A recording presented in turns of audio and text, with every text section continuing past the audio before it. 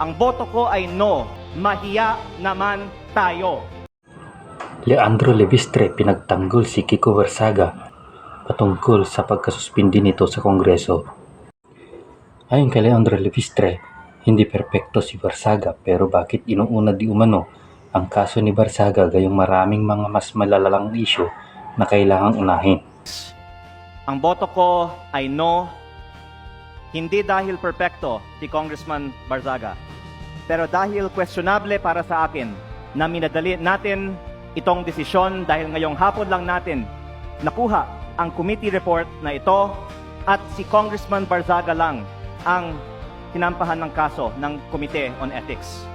Ang boto ko ay no, lalo na dahil inuuna natin ang kaso niya kaysa sa mga mas seryosong isyong kinakaharap ng isa sa mga kasamahan natin. Isang kapwa kong Batanggenyo na nandito ngayon na bumoto sa kaso ni Congressman Barzaga. Hindi ba nakakahiya maging miyembro ng Kongreso dahil parang naging normal na meron tayong isang kasamahan na inakusahan na nagbayad para sa mahigit 100 billion pesos ng mga kontrata sa DPWH? Dagdag pa nito na parang lumalabas na okay lang magnakaw sa Kongreso dahil marami pang mga kaso ang hindi napagtuunan ng pansin. Pang hindi man lang natin pinaglalaanan ng masusing atensyon ang mas mabigat na aligasyon, lumalabas na parang okay lang magnakaw sa Kongreso.